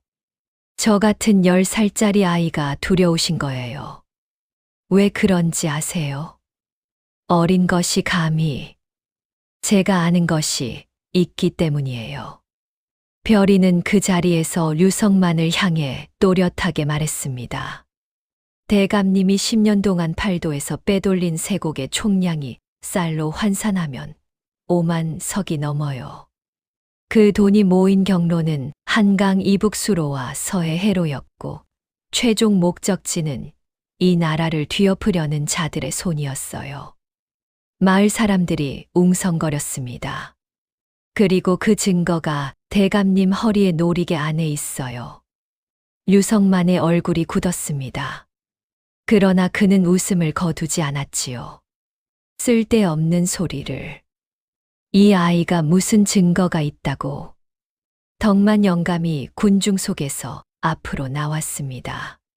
천천히 걸어 별이 옆에 나란히 섰지요. 내가 증거를 가지고 있소. 유성만의 눈빛이 처음으로 흔들렸습니다. 나는 10년 전 한양에서 당신과 같은 자리에 있었소. 그때 당신이 직접 쓴 서찰 한 장을 나는 지금도 가지고 있소. 어머니가 군중 속에서 품에 감추어둔 문서를 꺼내 높이 들었습니다. 세곡 기록 사본과 함께 덕만 영감이 보관해온 서찰이었지요. 저 문서에는 유성만 대감이 영모에 끌어들인 조정 관리들의 이름이 적혀 있소. 내가 그 필체가 유성만 것임을 직접 증언하겠소. 마을 사람들 사이에서 탄식과 웅성거림이 동시에 터져 나왔습니다. 류성만은 강포교에게 눈짓을 보냈습니다. 강포교가 군사들에게 신호를 보내려는 순간이었지요. 별이가 다시 말했습니다. 대감님, 군사를 쓰면 여기 있는 수백 명이 다 봐요. 류성만이 멈추었습니다. 그리고 한 가지만 더요. 지금 이 자리에서 노리개 안이 비어 있다는 것을 직접 보여주시면 제 말이 전부 거짓이 돼요. 그렇게 하시겠어요? 군중이 일제히 류성만의 허리를 바라보았습니다. 류성만은 오랫동안 움직이지 않았습니다. 그 얼굴 위에 드리운 짙은 어둠이 거세게 일렁이고 있었지요. 별이는 그것을 똑바로 바라보았습니다. 두려움, 분노, 그리고 무너짐. 저 사람이 지금 한 가지를 계산하고 있다. 열어서 보여주면 안에 있는 것이 드러난다. 열지 않으면 있다는 것을 인정하는 꼴이 된다. 어느 쪽도 류성만에게 좋은 길이 아니었습니다.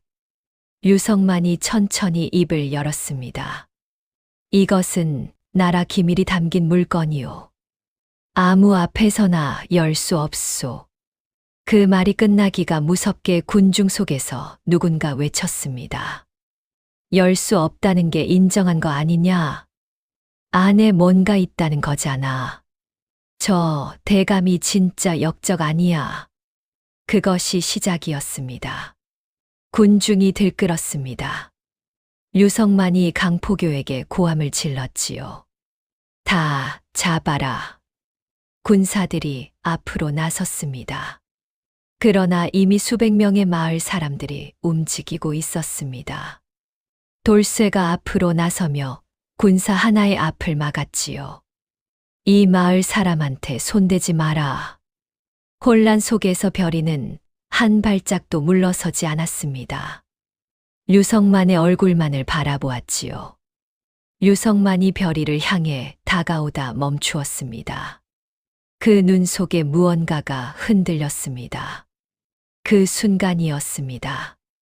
관아 바깥에서 새로운 말발굽 소리가 들려왔습니다. 모두의 시선이 그쪽으로 향했습니다. 관아 문 앞에 낯선 행렬이 멈추었습니다.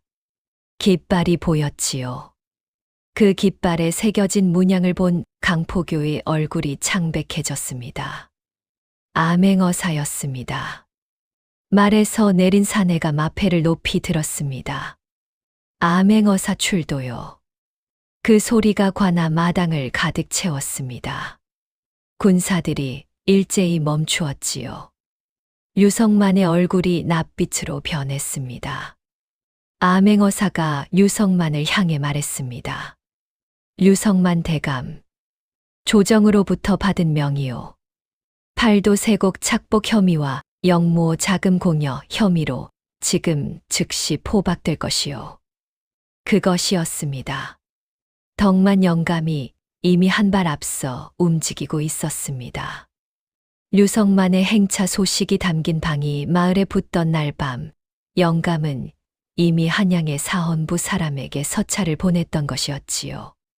10년 전부터 그 날이 오기를 기다리며 준비해온 것이었습니다. 그 서찰이 조정에 닿아 암행어사가 파견되었고, 별이와 영감이 버티는 사이 그 발걸음이 마침내 가야골에 닿은 것이었지요. 별이는 그 사실을 그때서야 알았습니다. 영감님이 처음부터 이것을 준비하고 있었구나. 류성만이 뒷걸음쳤습니다. 강포교가 옆에서 주랭랑을 치려 했으나 돌쇠가 그 앞을 막았지요. 암행어사의 군사들이 류성만을 에워쌌습니다. 류성만은 입을 열어 무언가 말하려 했지만 그 말이 나오지 않았지요. 별이는 그 얼굴을 끝까지 바라보았습니다.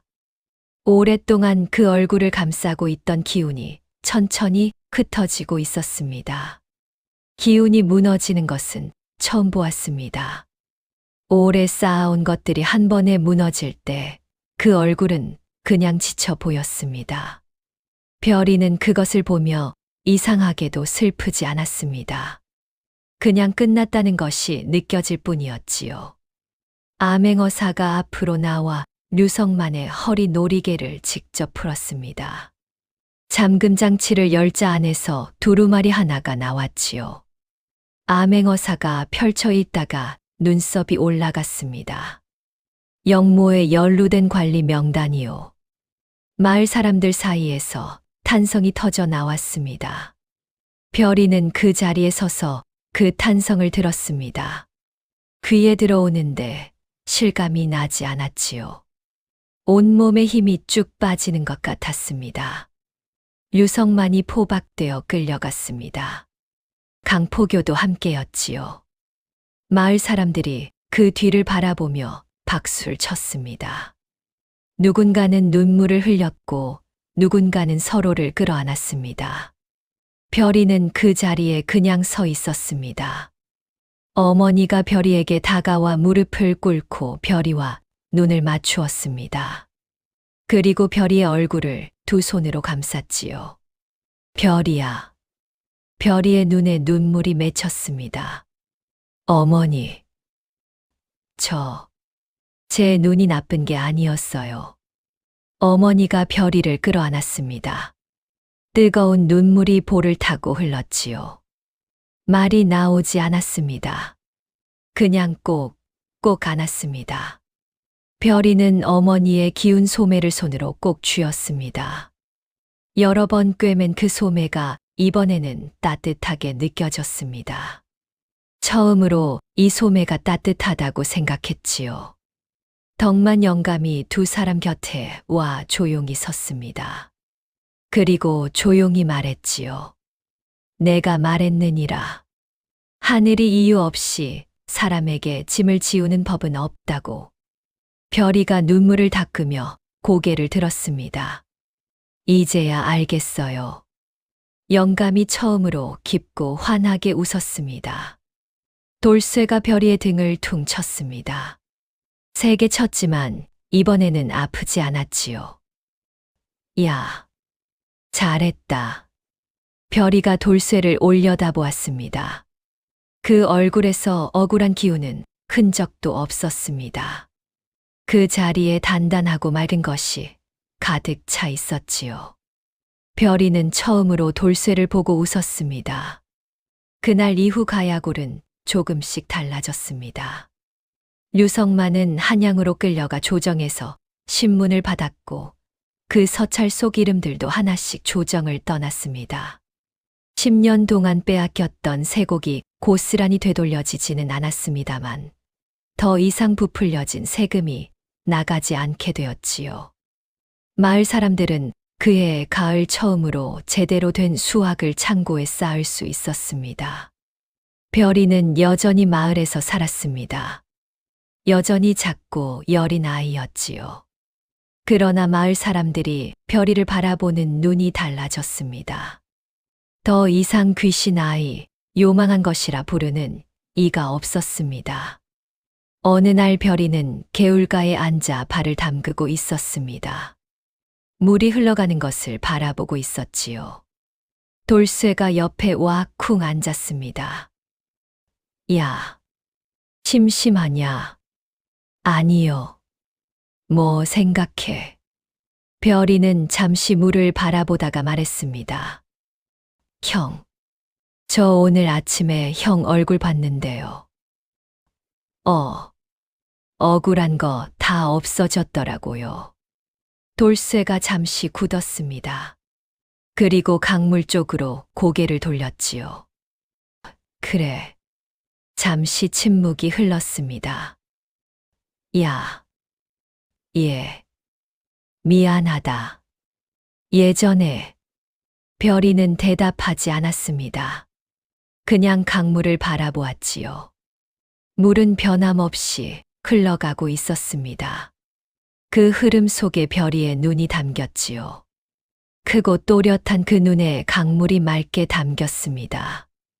덕만 영감이 둑 위에서 두 사람을 내려다보았습니다. 별이야. 별이가 고개를 들었습니다. 이 다음에는 무엇을 볼 것이냐? 별이는 잠시 생각했습니다. 그리고 씩 웃었지요. 보이는 것들이요. 영감이 긴 수염을 쓰다듬으며 웃었습니다. 그래, 그거면 충분하다. 보이는 것을 두려워하지 않고 볼 수 있다면 그것으로 충분하다. 별이의 눈은 그날도 흔들리지 않았습니다. 크고 또렷한 그 눈이 세상을 담고 있었지요. 저주라 여겼던 눈이 이제는 별이만의 것이 되어 있었습니다. 진정한 용기란 두려움이 없는 것이 아니라 두려워도 보이는 것을 말할 수 있는 것이니라. 다음 영상을 빠르게 만나보시려면 좋아요와 구독을 눌러주세요. 지금 화면에 나오는 더 재미있는 영상들도 함께 해주세요. 그럼 모두 행복한 하루 보내세요. 감사합니다.